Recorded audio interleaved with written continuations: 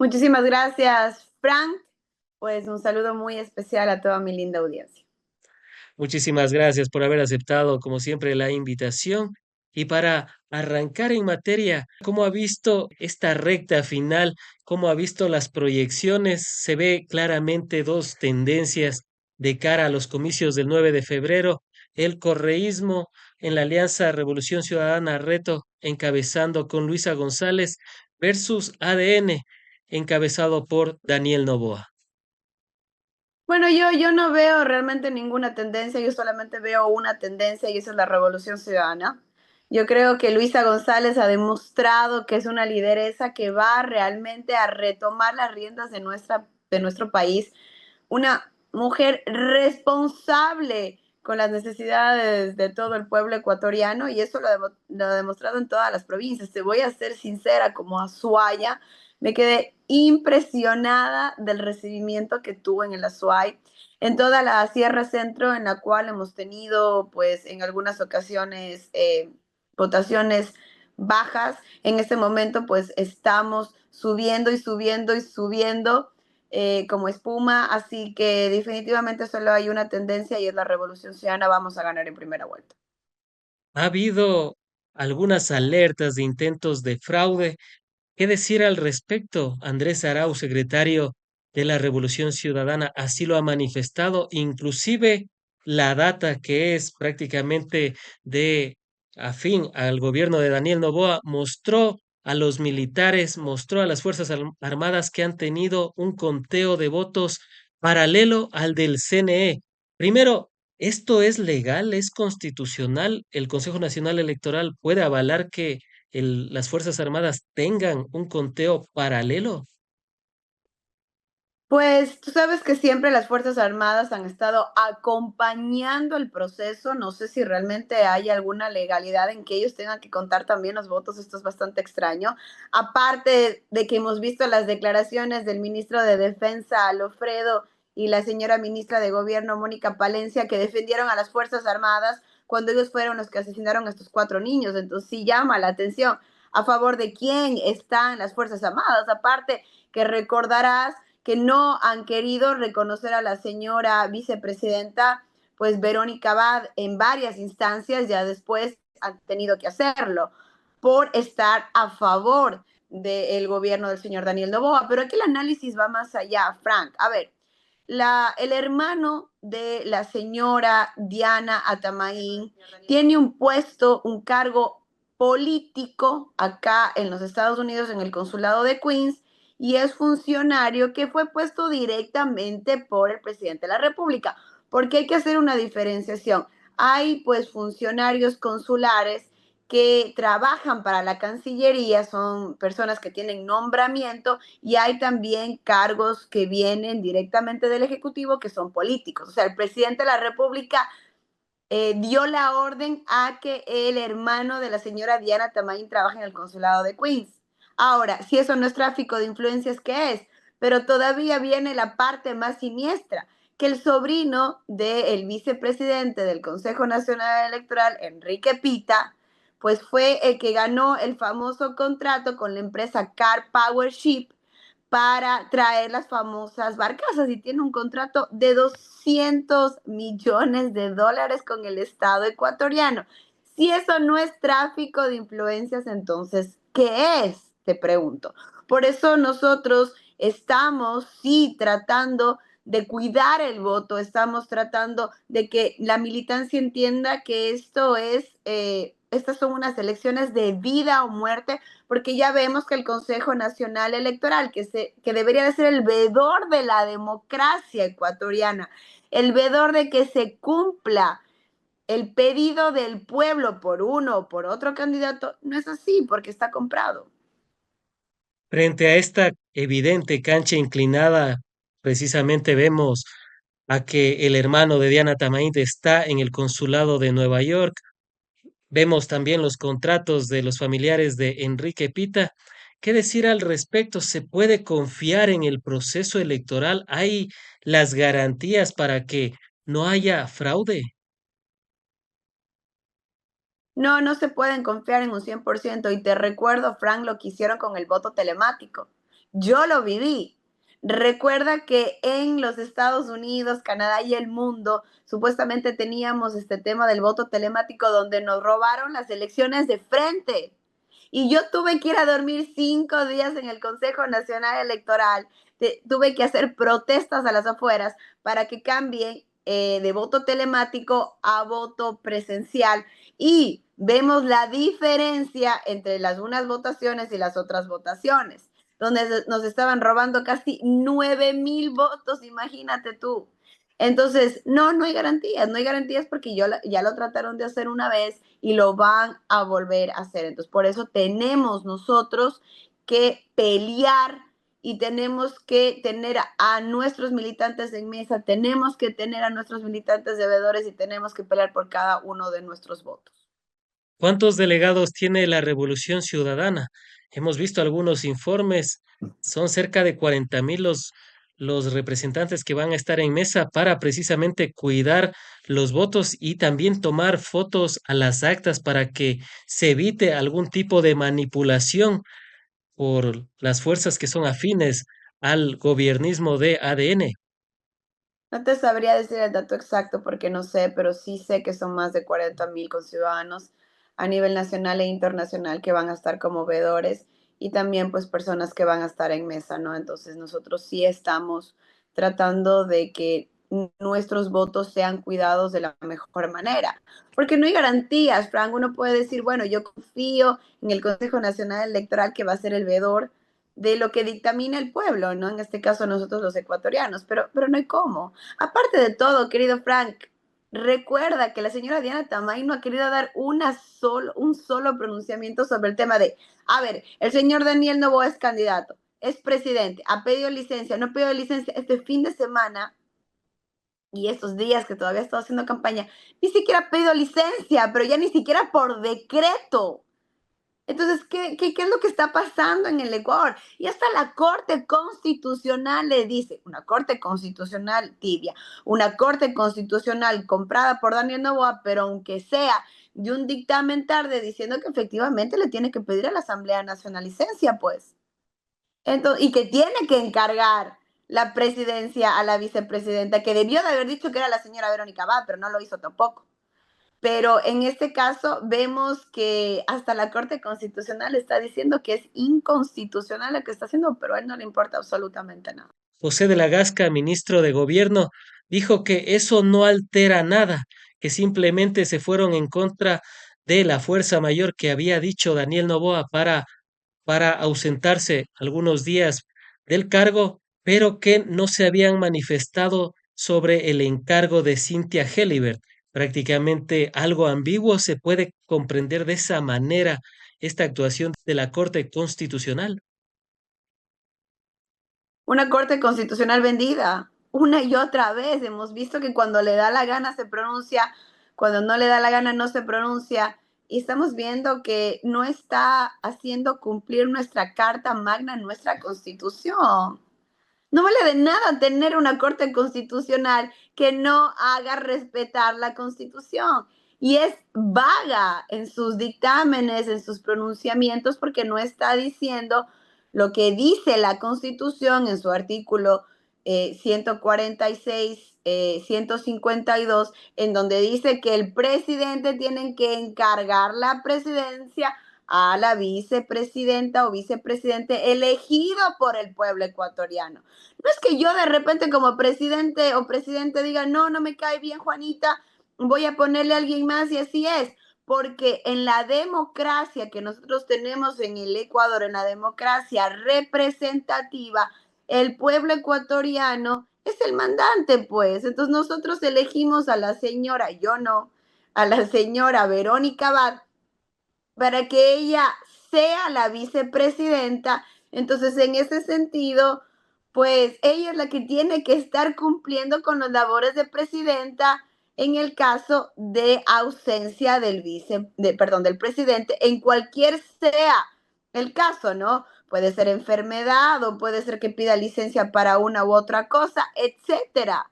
Entonces, como vemos, la Constitución es clarísima. La vicepresidenta elegida fue la señora Verónica Abad, pero, como repito, la Corte Constitucional, que es una Corte Constitucional que viene del Trujillato, ¿no? Eso está clarísimo. La Entonces, corte de por eso lujo. siempre ha estado vendida a los intereses de turno del oficialismo y de la derecha ecuatoriana.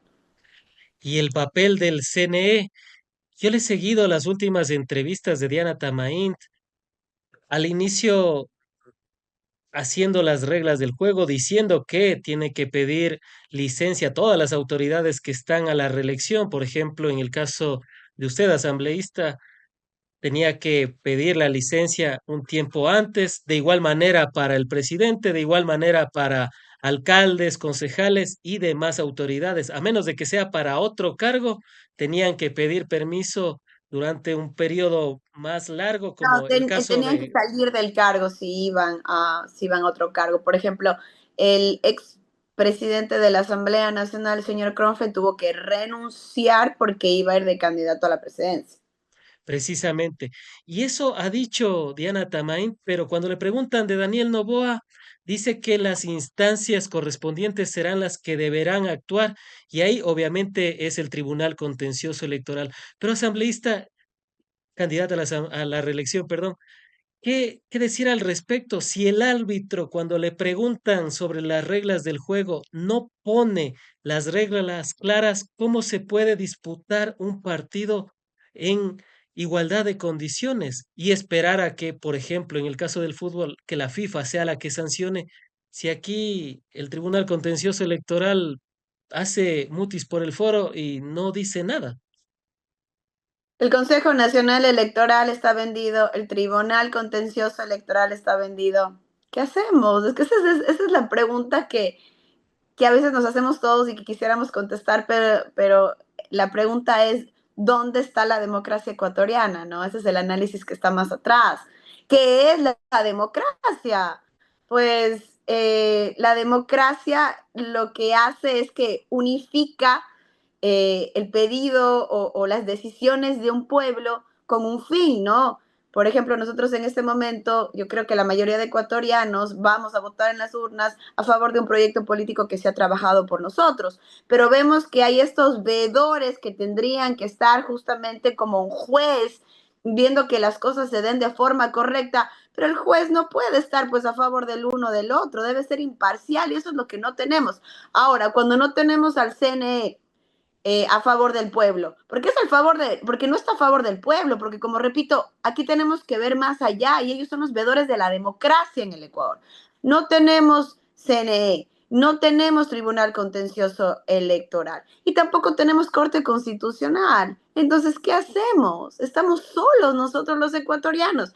Y cuando me preguntan personas y me dicen, asambleísta dice, yo no sé qué hacer porque yo no confío en la democracia. No hay democracia en el Ecuador. O me dicen, yo soy apolítica porque yo no creo que realmente exista política en el Ecuador sana porque no lo he visto. Es porque no creen en las instituciones del Estado ecuatoriano porque son corruptas. Entonces, por eso hay estos altos niveles de personas indecisas porque no creen en la política, porque justamente este es el problema que tenemos con las instituciones que deberían de velar por el sistema político y por la democracia ecuatoriana. Entonces, ¿qué? Tenemos que irnos a instancias internacionales que se tardan una infinidad de tiempo, tenemos que elegir a personas probas. ¿Qué hacemos? ¿Qué hacemos en este momento cuando solo tenemos una opción, defender nuestro voto y nada más?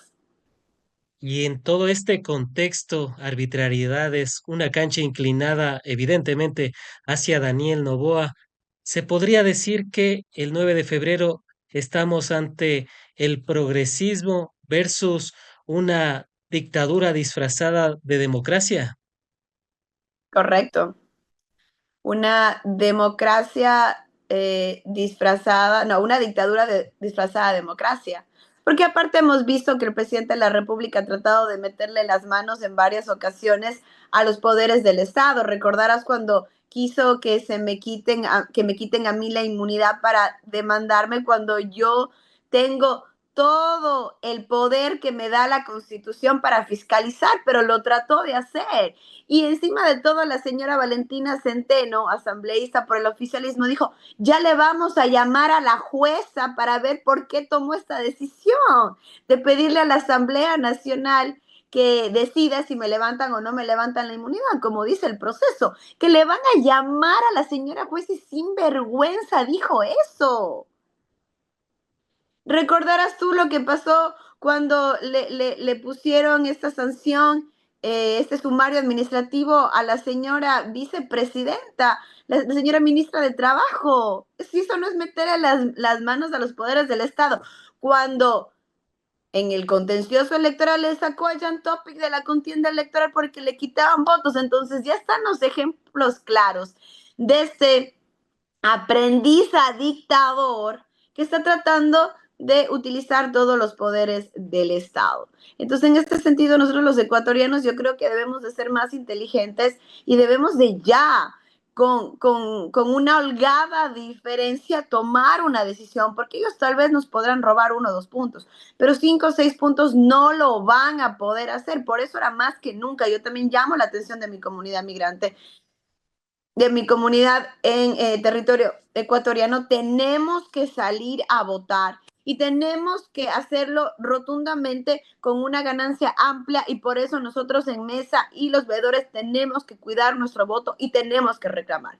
Yo en ninguna elección estaba a favor que ya enseguida de que digan no, ya ganó Guillermo Lazo, ya ganó Daniel Noboa, pues por parte de nosotros, de la Revolución Ciudadana, digamos, bueno, sí aceptamos la pérdida. No, no, no, no, no, esta vez no, yo no estuve a favor de eso y ahora tampoco voy a estar a favor. Bueno, si algo pasa acá en el exterior como fue en el 2023, yo voy a viajar al Ecuador y voy a dar la pelea porque los votos y la democracia de nuestros migrantes se va a defender, y yo creo que va a ser lo mismo por parte de la nacional.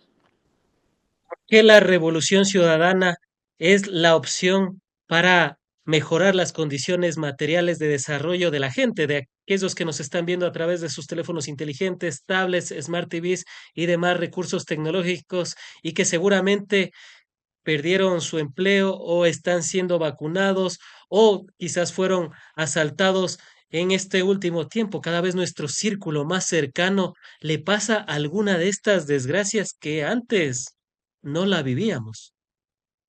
Bueno, yo creo que principalmente lo que ha hecho la Revolución Ciudadana cuando estaba en el periodo que estuvo en el poder, es darnos dignidad a los ecuatorianos, darnos la libertad de poder tener una vida digna en el Ecuador. Eso es sumamente importante.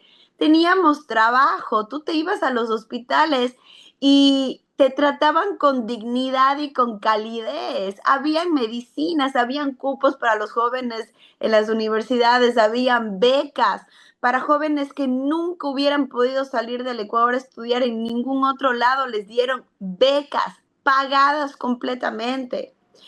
Teníamos pues un proceso de cambio en la matriz productiva que nos iba a sacar del subdesarrollo. Yo realmente no podía creer que el presidente actual, el señor Daniel Noboa, esté dando declaraciones y diciendo que va a construir una nueva refinería del Pacífico en Santa Elena y que va a gastar 3.500 millones de dólares, cuando nosotros ya lo hicimos y el propio Daniel Noboa decía que era un terreno baldío que solo estaba aplanado. A la final se dieron cuenta que todos estos supuestos elefantes blancos, lo único que estaban trayendo al país era desarrollo. Teníamos ya listo un proyecto para desarrollar todo un proyecto petroquímico, y también para dejar de depender en la importación de gasolina, etcétera, algo que iba a desarrollar a nuestra economía, pero lo dejamos ahí por odio. Hablemos de las hidroeléctricas, tanto decían que eran elefantes blancos y que no servían para nada. A la final son los únicos que nos han salvado, y gracias a las hidroeléctricas no tuvimos 24 horas de cortes energéticos, porque eso es lo que nos estaban diciendo, que se iba a cortar la luz absolutamente todo el día, pero gracias a esas hidroeléctricas solamente teníamos cortes de 12 a 14 horas diarias. Entonces yo creo que son todas esas cosas y ese odio que ha habido en contra de la Revolución Ciudadana, porque por primera vez el hijo de la empleada doméstica tenía la misma educación que el hijo del gran empresario. Y eso es lo que a las élites criollas no les gusta. Ellos quieren mantener a las masas ignorantes para ellos controlar y hacer lo que quieran con nosotros los ecuatorianos. Entonces, por eso yo les pido a toda mi comunidad que voten con conciencia, que voten con la razón, dejemos el odio a un lado. Yo creo que se ha demostrado en todos los índices económicos, de salud, etcétera, que Daniel Noboa no ha podido solucionar ningún problema que tiene el ecuatoriano, al contrario, los ha empeorado, al contrario de lo que pasó con la Revolución Ciudadana. Sin duda alguna, cuando uno ve los indicadores y recuerda el año 2017, por ejemplo, ve que Ecuador era el segundo más seguro de América Latina. De igual manera, en 2015, el Consejo Mundial de Energía declaró al país como el quinto a nivel mundial y el primero de la región en seguridad energética por las hidroeléctricas, por lo que se trabajó en el sector petrolero, entre otras cuestiones de los sectores estratégicos. De igual manera, en la red vial éramos una de las mejores, tan solo compitiéndole con Chile que tiene, dicho sea de paso, unas buenas carreteras, pero por lo que es alto el costo para transitar por ellas. Y también el tema de salud, educación, había una situación mucho mejor. Pero aquí le pregunto, asambleísta, ¿por qué no potenciar eso? Porque cuando uno, por ejemplo, cuando un empresario va a contratar a un trabajador y mira todo ese currículum vitae, al día siguiente contrataría pues a Luisa González haciendo una analogía, por supuesto. Y si ve la carpeta de Daniel Noboa, uno de los países más inseguros, enero, el mes más inseguro en nuestra historia del Ecuador, 260.000 nuevos desempleados solo en el año de gestión de Daniel Noboa, 14 horas de apagones, entre otras cuestiones, pues uno dice, no, la balanza más que pesarle le va a tumbar. Pero ¿por qué no se ha magnificado, no se ha hecho ese recuerdo quizás nostálgico por parte de la Revolución Ciudadana? O quizás no ha sido esa la impresión en redes sociales que uno puede ir sondeando. Créeme que nosotros lo hemos hecho en territorio, y la gente lo sabe. Pero nosotros tampoco nos podemos comparar con el aparataje del oficialismo, ¿no? Que se gasta la plata de todos nosotros los ecuatorianos haciendo propaganda día y noche y cosas que deben de ser fiscalizadas y van a ser fiscalizadas.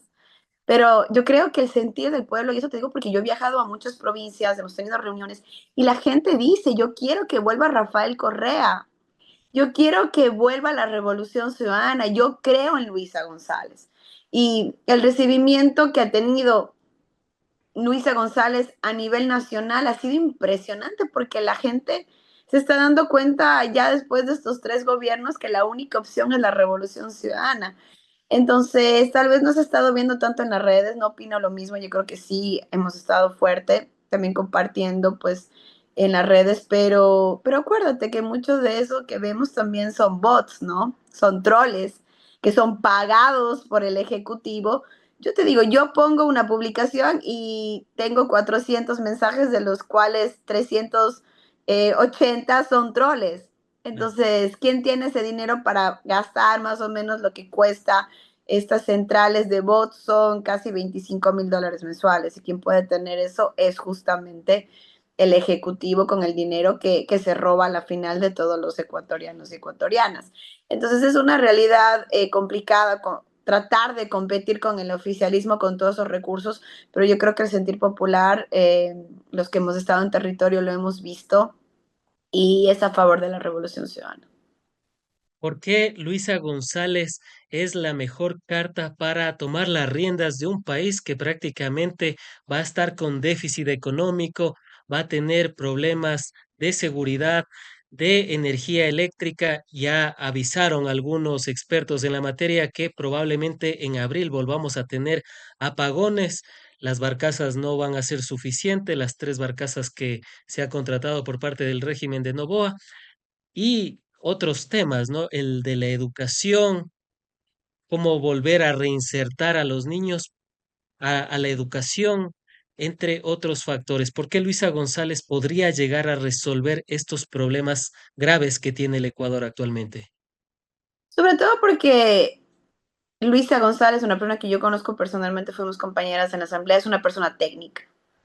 Es una persona que se va a rodear también de personas expertas en el tema, no de mi mejor amigo, de mi mejor amiga, de mi compañera de escuela, sino se va a rodear como siempre lo hemos hecho las personas que hemos trabajado y hemos estado pues colaborando con la Revolución Ciudadana, con personas técnicas que realmente puedan solucionar los problemas de nosotros los ecuatorianos. Aparte que nosotros ya lo hicimos y lo hicimos bien.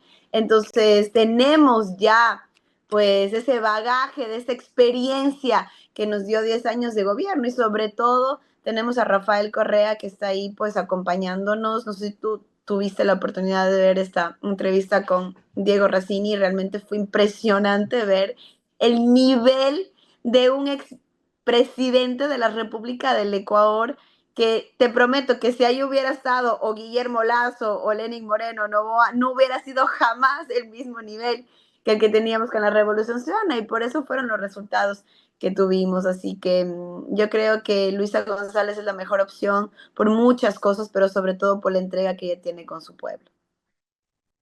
El país necesita experiencia, necesita perfiles técnicos y eso es lo que tiene la Revolución Ciudadana, porque uno revisa lo que tenía Guillermo Lazo, no tenía personas técnicas. Cuando uno ve a Daniel Noboa, le ve a la ministra Inés Manzano, que es del ambiente encargada de energía, cuando prácticamente las dos carteras de Estado hasta son antagonistas. Ese es el plus y esa es la diferencia de la Revolución Ciudadana. Tener esos cerca de 3.000 cargos que son estratégicos para el manejo eficiente y adecuado del Estado. Correcto. Eso es lo que necesitamos, pero imagínate tú, a ver, Frank, el presidente de la República toma una decisión tan aberrante en la cual decide subirle el 27% de aranceles a las importaciones que vienen de México, sin saber que el 30% de las importaciones son medicina, son insulinas, son antibióticos. Pero a ver, ¿en qué cabeza alguien con un poquito de conocimiento o alguien que tenga a un asesor que sea técnico vaya a hacer esa clase de cosas? Entonces ahí vemos el nivel no quiero decir la palabra estupidez, pero lo voy a decir, que tiene el presidente de la República, o sea, con todo el respeto que se merece por ser el presidente. Pero es ridículo las decisiones que toman. ¿Y qué? Para creerse Donald Trump. Aparte de que se va a estar aplaudiendo como foca en la inauguración del señor Donald Trump, donde no fue invitado, él pagó por ir allá. Y ¿sabes lo que voy a hacer? Lo primero que voy a hacer cuando llegue a mi despacho es mandar una fiscalización al Ministerio de Relaciones Exteriores y Movilidad Humana para que me envíen esa invitación. Créeme, Frank, eso es lo primero que voy a hacer. Porque yo quiero ver esa invitación, porque él nos mintió a todos los ecuatorianos con sus medios pautados. Él pagó por entrar para aplaudir como foca que las políticas antimigratorias del señor Donald Trump, que nos afectan a nosotros los migrantes indocumentados. Pero no solamente eso, para creerse ahora Donald Trump y ahora que nosotros los ecuatorianos tengamos que pagar 27% más en las medicinas ya encarecidas en el Ecuador, porque tú puedes dejar de comer camarón, que por cierto, el camarón ecuatoriano es más rico que cualquiera del mundo, y si le voy a discutir a la presidenta de México, Claro, pero, pues tú puedes dejar de comer camarón, puedes dejar de comer esto, de comer lo otro, pero tú no puedes sobrevivir sin tu insulina, pues. claro. Entonces, ¿cómo Daniel Noboa toma estas decisiones completamente idióticas? Por eso necesitamos a personas técnicas. Y en este sentido, ya que tocamos el tema de la expulsión que está realizando Donald Trump de los migrantes, dicho sea de paso, como que si fueran delincuentes, como que si la movilidad humana fuera un delito. ¿Qué decir de la medida que adoptó Daniel Noboa? les copiaron a ustedes como Revolución Ciudadana, le copió prácticamente el plan a Luisa González. Como dicen los gringos, copy and paste. Así fue. Nosotros inmediatamente la compañera Luisa González creó este plan Acoge para que pues nuestros migrantes retornados puedan tener estas facilidades, deportados, retornados, como querramos decirles, pero también darles ayuda a nuestros conciudadanos acá en el exterior con asesoría legal tan importante, asesoría psicológica, también explicaciones del tema del menaje de casa para que puedan llevarse sus cosas, porque todos cuando te deportan simplemente te cogen, te arrestan y ahí te regresan a tu país, ¿no? Entonces, todo eso nosotros lo lanzamos, lo expusimos, la gente estaba contenta porque dijeron, bueno, aunque sea tenemos a alguien que nos respalde, obviamente si gana, eh, la compañera Luisa González, y después de algunos días de no haber dicho nada, porque hasta ese momento no ha dicho nada el presidente, cuando debió de, aunque sea, haber pues unido cuatro palabras, de haber hecho un poco una oracioncita y haber dicho algo a favor de nuestros migrantes, no ha dicho absolutamente nada, decide hacer un tweet y coge y pega exactamente a nuestro plan y decir que él también lo va a hacer. Me parece algo tan ilógico. Y también es importante que ustedes sepan que, por ejemplo, la primera dama, la primera servidora del país, que bueno, que tal vez no tenga nada que ver en esto, pero la mamá de ella fue una migrante indocumentada por muchos años aquí en los Estados Unidos, según lo que me habían comentado. Ella se casó para obtener sus documentos, pero hasta este momento ella tampoco se ha pronunciado, teniendo la experiencia de tener a un familiar indocumentado. Entonces, qué doloroso, qué terrible saber que tenemos un presidente que avala las políticas antimigratorias de Donald Trump, que no se ha podido pronunciar, pero sobre todo que afecta también a la economía ecuatoriana. Nosotros los migrantes no solo somos pues un rubro para el Ecuador, pero enviamos pues 6.000 millones de dólares, siendo el segundo rubro económico que recibe el país. Es dinero que se inyecta directamente a la vena de la economía ecuatoriana, porque nosotros enviamos dinero a nuestras familias. Con eso se pagan las pensiones de las escuelas, con eso se va a hacer el mercado, con eso pues se paga el transporte. Es dinero que va directamente a la economía, al contrario de los grandes poderes económicos que controla Daniel Noboa, que sacan el dinero del país a paraísos Paraísos fiscales, fiscales. etcétera. Correcto. Entonces, vemos la diferencia y nos está afectando. Y ahora tenemos ya cientos de ecuatorianos que van a ser deportados, aunque yo, Frank, sí quisiera hacer esta aclaración para nuestros conciudadanos que nos están viendo a nivel internacional.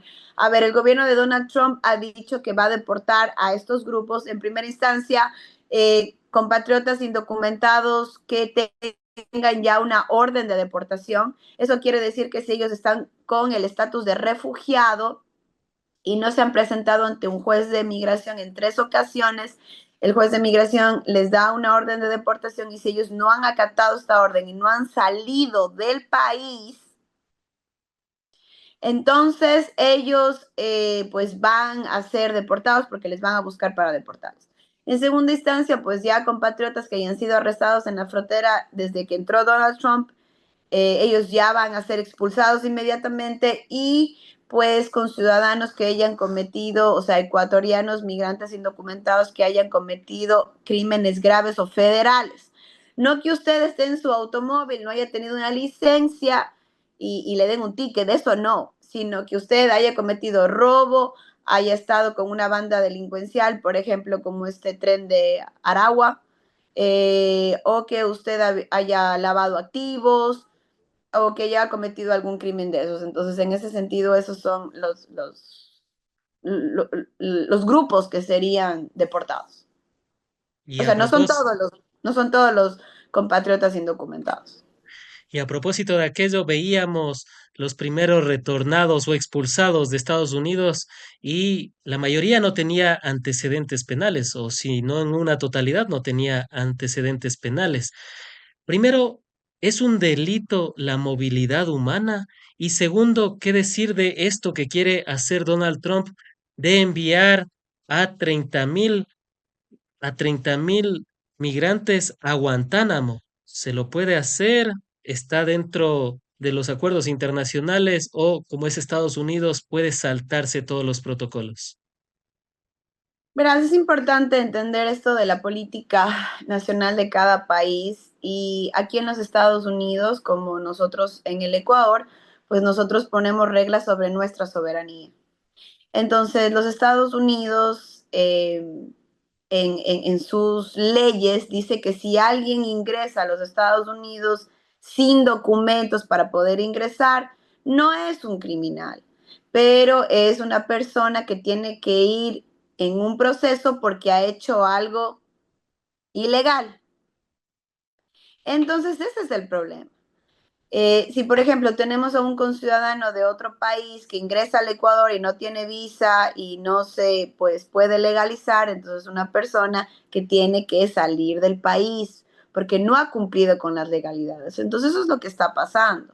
Ahora, como te repito, sí hay personas que han sido deportadas, que no tienen crimen, que no tienen récord criminal, pero sí tienen una orden de deportación o tienen o recién han sido arrestados y les están deportando. Entonces, no necesariamente, como repito, tuvo que haber cometido un crimen pero debió de haber tenido estas dos otras regulaciones, ¿no? Creo que está pasando acá en los Estados Unidos, eso también es un tema para análisis importante. No es contra los ecuatorianos este tema, y eso quiero dejar claro, no es contra los ecuatorianos, pero acá en los Estados Unidos, que ha sido, digamos, de cierta manera, una sociedad llevada ya con antigüedad de forma civilizada, han empezado a llegar pues todos estos grupos delincuenciales de Venezuela, de Colombia, etcétera, como el tren de Aragua, que empezaron a vacunar. En Nueva York han empezado a vacunar, por ejemplo, he estado escuchando relatos de que habían pues estos lugares donde se lavan automóviles y se han acercado ¿cómo hacen en el Ecuador? Claro. Estas, estos representantes de las bandas delincuenciales y le dicen, bueno, por cada carro me tienes que dar $10. ¿De qué me estás hablando?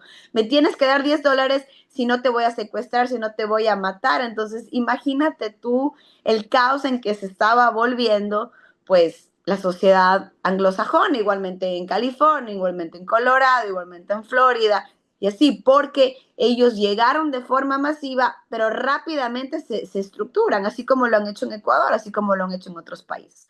Entonces eso vio el gobierno de los Estados Unidos ya con Biden y vieron que era difícil de controlar eso, porque eso no es tan fácil, porque la gente pues tiene miedo y empieza a ser parte de lo que ellos quieren, ¿no? Que empiecen ya a pagarles por el miedo que existe. Entonces vieron que era difícil de controlar esto de las vacunas y las extorsiones.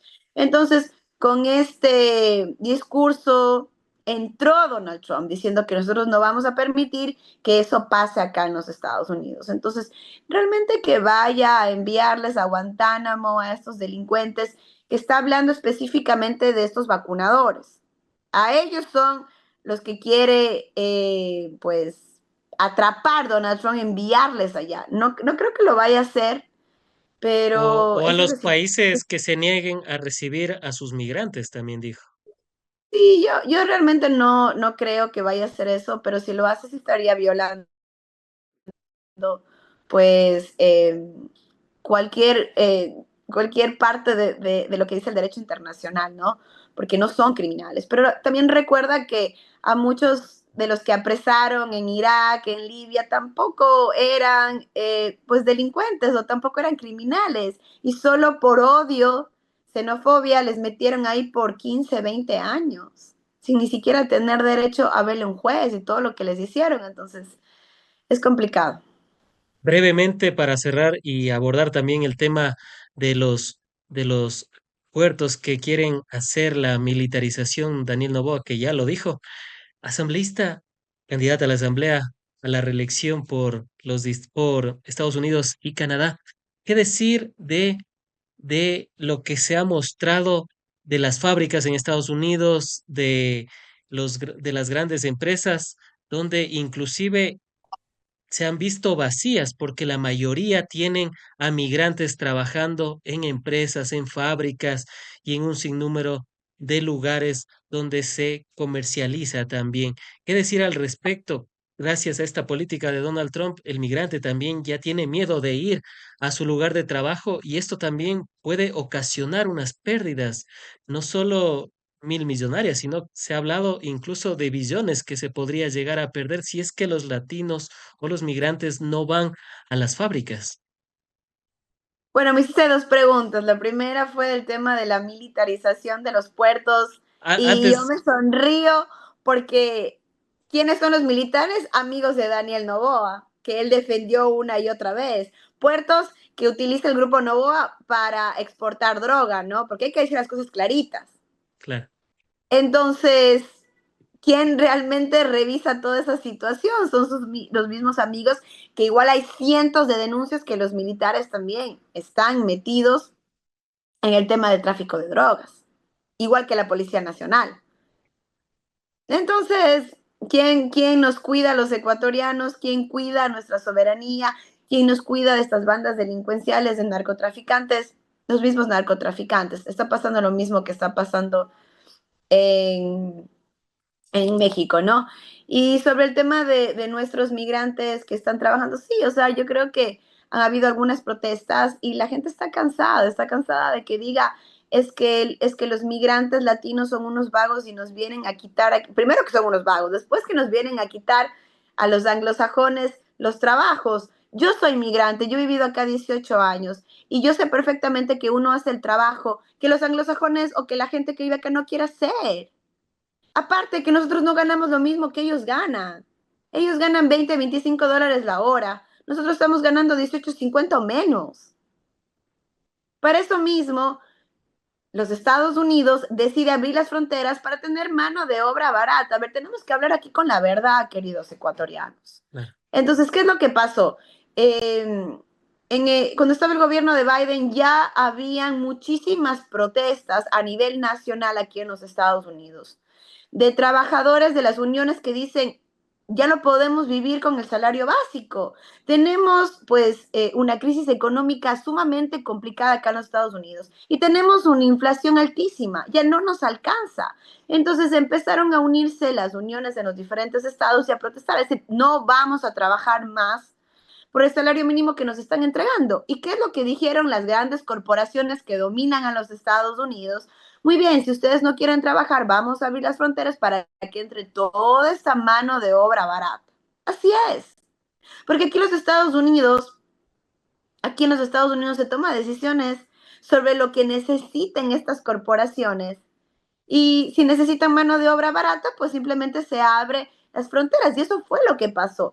Por eso por eso se estaba dejando que ingresen como refugiados todos estos, pues en este caso latinos y también de todo el mundo que estaban ingresando para que vengan a dar mano de obra barata. Entonces, por eso fue que ingresaron tantos y esta es la situación que estamos viviendo en este momento. Pero no es porque los Estados Unidos haya querido ser benévolo con todos estos migrantes latinoamericanos por la mala situación de sus países que también es causado por los Estados Unidos de cierta manera, ¿no? Entonces no ha sido así, es porque aquí se necesitaba mano de obra barata. Entonces nosotros hemos sido los latinos contratados en donde se necesitaba mano de obra barata. Nosotros no le hemos robado absolutamente nada a nadie, por favor. Además que nosotros no tenemos pues el mismo tecnicismo, digamos así, para ciertos trabajos y la mayoría no habla inglés, pues. Entonces Claro. esa es la diferencia. Entonces tenemos que hablar con la franqueza de la situación que ha pasado. Entonces, claro, hay muchos trabajadores que dicen, pues ya estamos cansados de estos abusos, nosotros no le hemos robado nada a nadie, nosotros venimos a trabajar, a tener un mejor futuro, si nos toca lavar platos, la mayoría de latinos empieza así, lavando platos, trabajando en carnicerías, trabajando limpiando casas.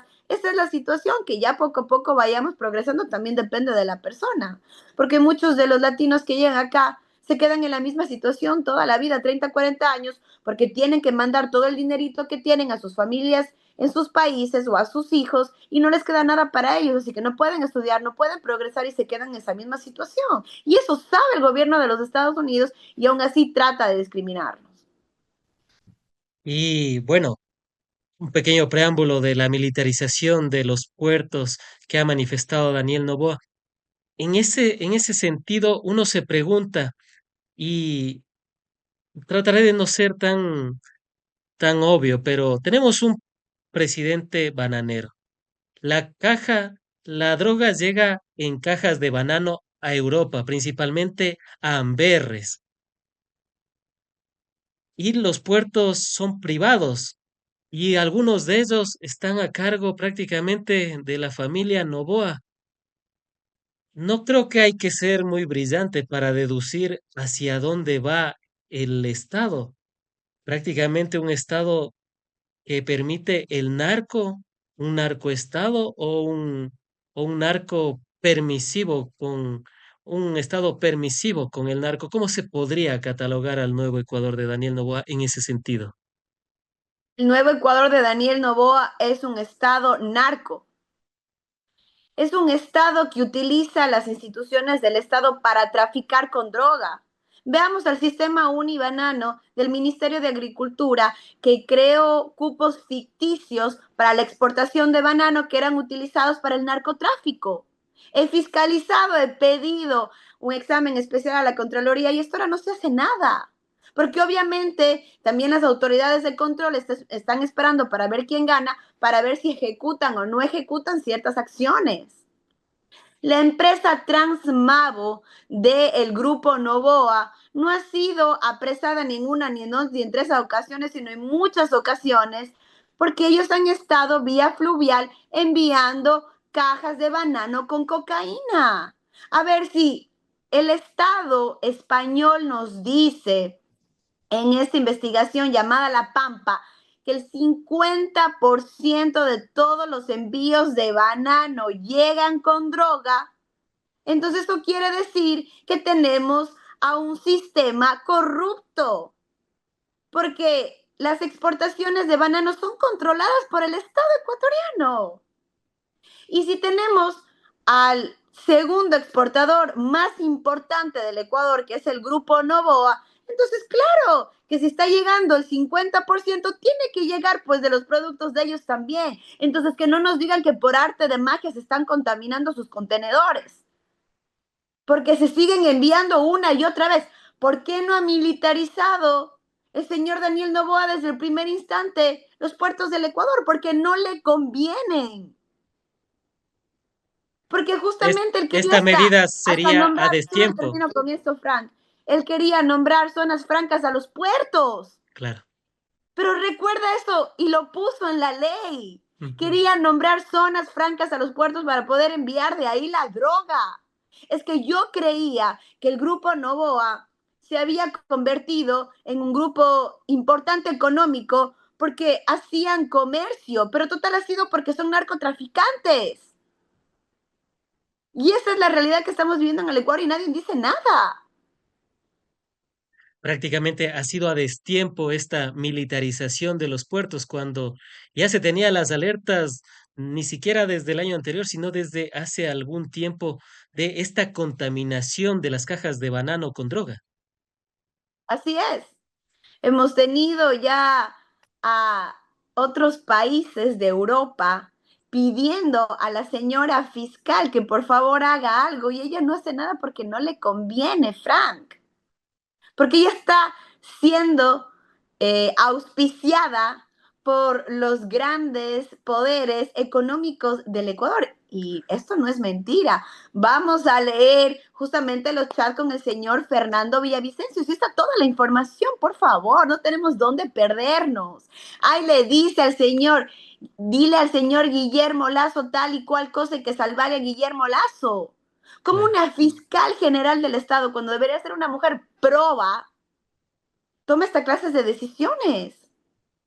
Entonces, ¿hasta cuándo vamos a tener a esta mujer corrupta como fiscal? Es la pregunta que nos tenemos que hacer todos. Pero también he visto en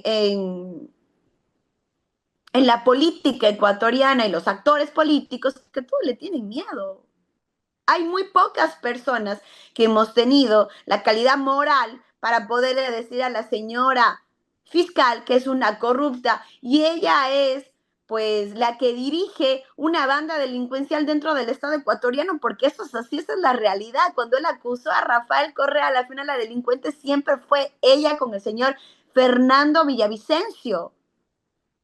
Entonces, esa es la realidad de lo que está pasando en este momento. Ya la señora fiscal está desgastada porque si no, ahora se hubiera inventado cualquier otra cosa para robarnos otra vez las elecciones. Entonces, vemos también que las autoridades de control, como te repito, no están haciendo absolutamente nada y la droga sigue fluyendo y la droga sigue fluyendo por los puertos ecuatorianos. ¿Y tú de dónde crees que sale todo ese dinero para el lavado de activos? ¿Dónde están todas estas empresas fantasmas que la UAFE no ha hecho hasta el sol de hoy absolutamente nada por investigarles?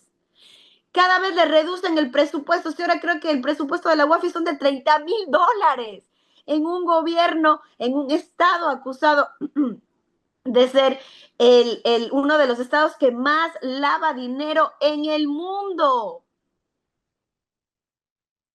Y la plata fluye, y la droga fluye, y siguen las bandas delincuenciales lucrando de nuestros menores de edad, dándoles droga para que sean adictos y después utilizarles para que maten a personas que ellos les convienen con estas bandas delincuenciales o se hagan parte de estas bandas delincuenciales y después sea la culpa de estos menores de edad y no se diga nada de quien tiene la culpa realmente, que es el presidente de la República, porque es otro narcotraficante más.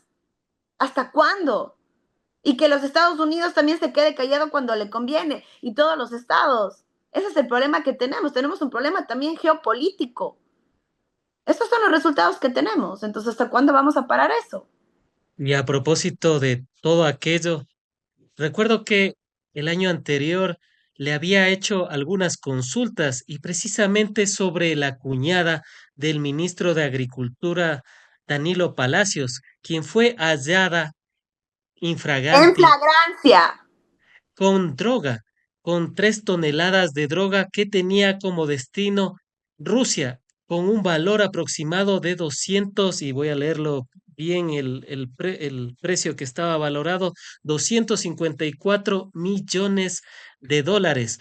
Hay el proceso, pero no ha pasado nada, no está presa, el ministro no le pasó nada, prácticamente se dilató el caso. ¿Y qué decir al respecto? O sea, no ha ocurrido nada desde ese entonces. Usted me acuerdo que iba a solicitar algunas acciones, pero en los medios parece ser que eso ni siquiera había ocurrido. Y lo hice. Fui, presenté la noticia crímenes en la fiscalía, me llamaron a dar declaraciones, dijeron que iban a investigar y hasta el sol de hoy no han hecho absolutamente nada. La señora cuñada del ministro de Agricultura fue cogida en flagrancia con un cargamento de 254 millones de dólares, como me estás diciendo, 254 millones de dólares en cocaína metida en cajas de banano y no se ha hecho nada. Y el ministro sigue de ministro de Agricultura. Yo le he llamado a la Comisión de Soberanía Alimentaria en varias ocasiones y no ha querido venir a darme la cara. Y el presidente de la República, yo creo que la acción mínima que debió de haber hecho es decirle, ¿sabe qué? Muchas gracias, vayas a su casa. Y no ha hecho absolutamente nada. Entonces sí llama la atención esta situación. O sea, tenemos a un ministro de Agricultura que su familia inmediata, porque el dueño de esta compañía, el representante legal de la compañía, es su hermano, Claro. con esta compañía Palacios Palpasa Fruit, que debería de estar siendo investigada. Ya la señora María Fernanda debería de estar en la cárcel y la fiscal le deja salir ese mismo día como si nada hubiera pasado, cuando fue detenida en flagrancia, para que la gente entienda, porque tal vez algunas personas no entienden lo que significa flagrancia. Quiere Con decir que la- ella estuvo presencialmente enviando el contenedor con droga, ahí ella parada al lado de la droga. con las manos en la droga, con las manos en la masa, como se diría. Correcto. Con las manos en la droga. Y la señora fiscal de apellido Espinosa le deja libre y le dice que no, van a empezar investigaciones. Y si yo no hubiera hecho la denuncia a nivel nacional, y si yo no hubiera presentado la noticia criminis, este caso se hubiera quedado allá en el oro y no hubieran hecho nada. Por suerte que se fue a Quito, que tampoco han hecho nada, pero aunque sea, ya se cambió del distrito donde la señora vive para que deje de estar, me imagino, corrompiendo a los fiscales. Pero ¿en qué país se da esta clase de cosas? Y como te digo, la prensa hegemónica no dice absolutamente nada sobre este tema. Es que yo no puedo creer que Coavisa, que TC, que los otros canales, que Teleamazonas, no sean capaces de, aunque sea en una entrevista, no a mí, si no me quieren invitar, pero a otra persona experta en el tema, hable sobre lo que está pasando. Pero si es la cuñada y el hermano del ministro de Agricultura. Y con el tema Unibanano ha sido la misma historia. Y lo más triste de Lo todo, están denunciando, denunciando, denunciando y no han querido hacer absolutamente nada. Y todavía se están utilizando esos cupos, te comento, para seguir exportando droga. y lo más anecdótico de todo esto es que Inés Manzano, que es la ministra de Agricultura y ministra encargada de Energía, es hermana de Bernardo Manzano. ¿Quién fue Bernardo Correcto. Manzano? El que fue ministro de Agricultura de Guillermo Lazo, que aumentó el sistema Unibanano, que aumentó los cupos de banano a Pero través del recuerda lo sistema importante, Unibanano. Frank. Recuerda lo importante, que el señor Bernardo Manzano siempre ha trabajado con el grupo Novoa, siendo Exacto. gerente, etcétera, etcétera, y él es una cuota puesta por el grupo Novoa en el gobierno del señor Guillermo Lazo para que continúe con todo este tema del narcotráfico. Así que esa es la realidad. Ahí Todo yo le está puse conectado. clarito en ese tweet cuando la señora Manzano le dice, sí, nosotros somos un gobierno responsable, venga señor Rafael Correa para garantizarle la luz en la cárcel.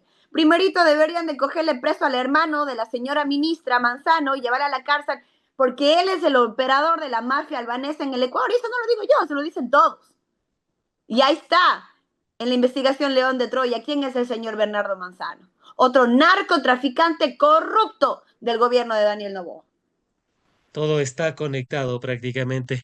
Antes de finalizar con la entrevista, y siempre un gusto ampliar estos temas para que la gente tenga más elementos para el debate y no siga repitiendo algunas, algunos posicionamientos que se han dado en este último tiempo sin fundamentos. Aquí sí están los fundamentos, están los hechos, están las fechas, Las está denuncias. las denuncias, la noticia criminis, está prácticamente todo, nada más para que ustedes, amigas y amigos que nos ven a través de sus teléfonos inteligentes, tablets, smart TVs y demás recursos tecnológicos y que seguramente ya se suscribieron en retrospectiva, tengan para poder analizar y elementos para el debate. Antes de finalizar, y gracias por estos minutos extras que nos ha brindado en esta ocasión, ¿qué esperar el 9 de febrero frente a todo este panorama, narcotráfico, pobreza, desempleo, horas sin luz en el país, que dicho sea de paso nos costó cerca de 8.000 millones de dólares en el 2024? Un país que si gana Daniel Noboa, algunos analistas, y yo coincido con el análisis, en vez de llamarse Ecuador, ya debería llamarse Hacienda Bananera Noboa o inclusive Hacienda Narco Bananera Noboa. ¿Qué esperar el 9 de febrero, candidata? Nosotros vamos a ganar, la revolución ciudadana, como te repito, va a triunfar. Yo ya estoy celebrando la ganancia, no le veo otra alternativa, nosotros vamos a retomar el poder, vamos a volver a ser un país de desarrollo, un país de paz, un país con dignidad para nuestros conciudadanos, así que yo ya le veo ganada las elecciones. Lo que sí le pido a todos los conciudadanos es que cuidemos nuestro voto, como siempre les digo, con uñas y dientes, tenemos la cacha inclinada, tenemos a un Consejo Nacional Electoral vendido, pero que eso no nos quite la esperanza de que vamos a ganar, porque nosotros, los buenos, los no corruptos, somos muchísimos más. Así que muchas gracias, Frank, por la entrevista y saludos a toda tu linda audiencia.